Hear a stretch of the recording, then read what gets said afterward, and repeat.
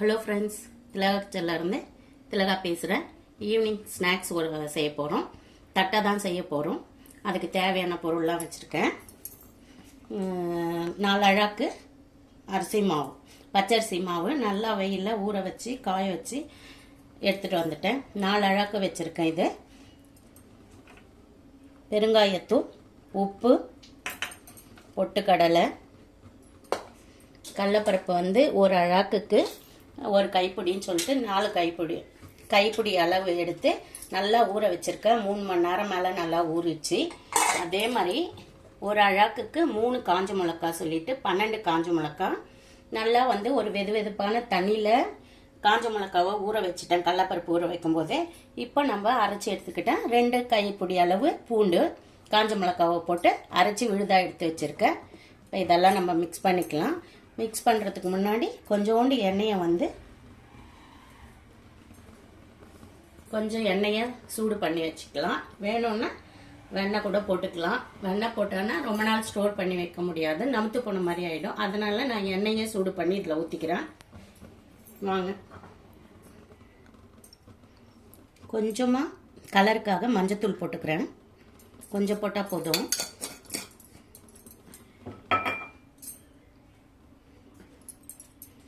நாலு அழகுன்றதுனால 4 teaspoon ஒச்சக்கல்லை powder பண்ணி வச்சுருக்கேன். அதை போட்டுக்கலாம். நிறைய போட்டோம்னா எண்ணெய் பிடிக்கும், அதனால் 4 டீஸ்பூன் போதும். கடலைப்பருப்பு வந்து ஊறி இருக்கு 3 மணி நேரம் மேலே. தண்ணியை இருத்துட்டு இதில் போட்டுக்கோங்க.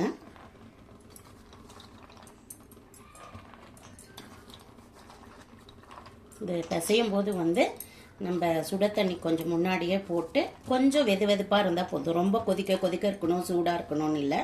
கொஞ்சம் வெதுவெதுப்பாக இருக்கிற தண்ணியை போட்டு பிசைஞ்சிக்கலாம். நான் வந்து கெட்டிலில் போட்டு எப்பயோ வச்சுட்டேன். லைட்டாக தான் வெதுவெதுப்பாக இருக்குது. அதை போட்டு பிசைஞ்சாலே போதும். 1 டீஸ்பூன் சால்ட்டு போட்டிருக்கேன். நல்லா மிக்ஸ் பண்ணிவிட்டு பத்தலைன்னா நம்ம கொஞ்சம் பார்த்துக்கலாம். பெருங்காயத்தூளும் இதில் போட்டுக்கிறேன். ஃபஸ்ட்டு இதை மிக்ஸ் பண்ணிவிட்டு அதுக்கப்புறமா வந்து காஞ்ச மிளகாவை போட்டுக்கலாம். நல்லா மிக்ஸ் பண்ணியாச்சு. இப்போ இந்த பூண்டும் காஞ்ச மிளகாவும் போட்டுக்கலாம். கை கொஞ்சம் எரியும், எண்ணெய் தடவிக்கிட்டா எரியாது. இதையும் மிக்ஸ் பண்ணிக்கலாம். நல்லா மிக்ஸ் பண்ணிக்கலாம். இதில் எள்ளு வேணும்னாலும் சேர்த்துக்கலாம். கருவேப்பிலை குட்டி குட்டியாக கட் பண்ணி சேர்த்துக்கலாம். நம்ம வீட்டு குட்டீஸ் வாண்டுங்களை வந்து கருவேப்பிலெலாம் பிடிக்காது. இந்த பூண்டே வந்து அரைச்சி போட்டதுனால தான் சாப்பிட்றாங்க. கொஞ்சம் மேலே தெரிஞ்சால் கூட சாப்பிட மாட்டாங்க. அதனால் கருவேப்பிலை நான் போடலை. இப்போ சூடான எண்ணெயை வந்து காய வச்சுருக்கேன். அதையும் எடுத்து இதில் ஊற்றிட்டு வெதுவெதுப்பான தண்ணீரை பிசைஞ்சு வச்சுக்கலாம். எண்ணெய் வந்து நல்லா சூடாக இருக்குது. மாவில் ஊற்றும் போது இப்படி பாருங்கள், பொரியுது பாருங்கள். கையை இப்போ வச்சிடாதீங்க, கொஞ்சம் நேரம் கழித்து பசஞ்சிக்கலாம். எண்ணெய் ஊற்றின உடனே லைட்டாக தொட்டு பாருங்கள். கையில் ஒட்டிக்கிச்சுன்னா வெயில் காலத்தில் அவ்வளோதான், நம்ம கையெல்லாம் டை ஆகிடும். அப்புறம் அதனால் கொஞ்சம் பார்த்து பசஞ்சிக்கோங்க. இப்போ இதில் தண்ணி ஊற்றி கொஞ்சம் கொஞ்சமாக மிக்ஸ் பண்ணிக்கலாம். இந்த டைமில் வந்து நீங்கள் சால்ட் வந்து கரெக்டாக இருக்கான்னு செக் பண்ணிக்கலாம். மிக்ஸி ஜாரை வந்து நல்லா கழுவிக்கலாம். ஏன்னா அதில் பேஸ்ட் எல்லாம் இருக்குது இல்லைங்களா, கழுவுன மாதிரியும் ஆகிடும், அந்த காரம் வேஸ்ட் ஆகாமையும் இருக்கும். கொஞ்சம் கொஞ்சமாக தண்ணி ஊற்றி பசைஞ்சிக்கலாம்.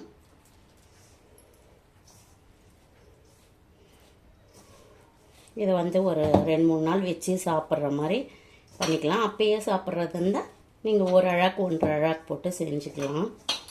சம்மர் டைமில் என்ன சாப்பிட்றதுன்னு கேட்குறாங்க இல்லைங்களா, அதனால் ஒரு 4 நாளைக்கு பிரச்சனை இருக்காது பசங்களுக்கு.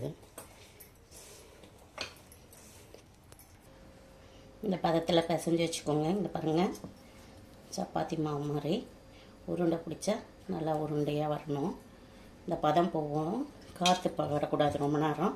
ஒரு தட்டை போட்டு மூடி வச்சுட்டு இப்போ நம்ம தட்டலாம். இப்போ வந்து நம்ம மாவை நல்லா பெசறிட்டு நம்மளுக்கு தேவையான சைஸில் ஒரே மாதிரி எடுத்தால் கொஞ்சம் எல்லாம் ஒன்றா வந்து சுடும்போது வேகும்.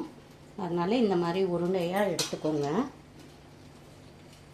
நல்லா கடலைப்பருப்பு எல்லாமே நல்லா மிக்ஸ் பண்ணிக்கோங்க. இந்த மாதிரி உருட்டி வச்சுக்கிட்டு கொஞ்சம் கொஞ்சமாக இந்த மாதிரி துணி, நான் இந்த மாதிரி துணி போட்டிருக்கேன். இதில் எல்லாத்தையும் தட்டி போட்டுட்டு எண்ணெயை சிம்மில் வச்சு பொரிச்சு எடுத்தோம்னா கடகடன்னு வேலையாயிடும்.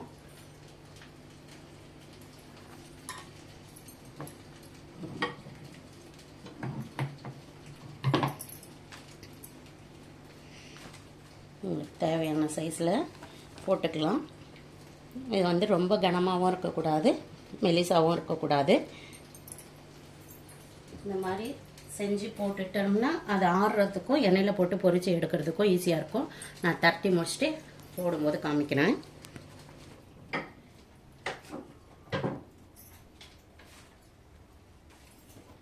இந்த அப்படியே எண்ணெயை நம்ம சிம்மில் வச்சுட்டு தட்டி போட்டோம்னா செய்யும்போது ஆறுறதுக்கும் சுடுறதுக்கும் கரெக்டாக இருக்கும். நான் ஃபுல்லுமே தட்டி போட்டு தான் சுட போகிறேன். கடகடன்னு ஆகிடும். 2 பேர் இருந்தால் கடகடன்னு செய்யலாம். நம்ம ஒருத்தரே பண்ணணும்னா, ஆனால் ஒருத்தரே பண்ணால் பொறுமையாக பண்ணிக்கலாம். 2 பேரை கூப்பிட்டோம்னா நமக்கு டென்ஷன் தான் மிச்சம். அதனால் வந்து மாவு காற்றாராமல் கொஞ்சம் கொஞ்சமாக பிடிச்சி வச்சுக்கிறேன். நான் எண்ணெயும் வந்து சிம்மில் தான் வச்சுருக்கேன். ஃபுல்லும் இன்னும் கொஞ்சம் மாவு இருக்குது. தட்டி போட்டுட்டு சுட ஆரம்பிக்கலாம். எல்லாத்தையும் தட்டி முடிச்சாச்சு. எண்ணெய் வந்து காஞ்சிடுச்சு. வாங்க ஒன்று ஒன்றா போட்டு பொரிக்கலாம். எண்ணெய் நல்லா காஞ்ச பிறகு தான் போடணும். ஒன்று போட்டு மேலே வந்ததுக்கப்புறமா இன்னொன்று போடலாம்.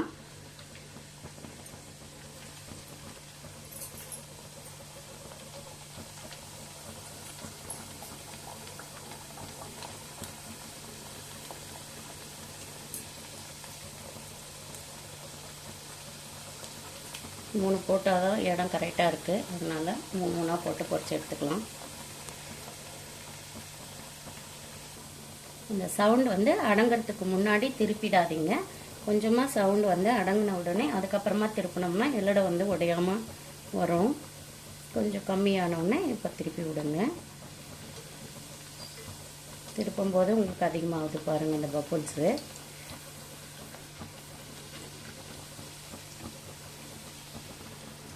நான் 4 அழாக்கு போட்டிருக்கேன். ஒரு அழாக்குலேயும் அதே மாதிரி செய்யலாம். ஒரு அழாக்கில் 10 எல்லடை வரும். சவுண்டு அடங்குற வரைக்கும் வெயிட் பண்ணலாம்.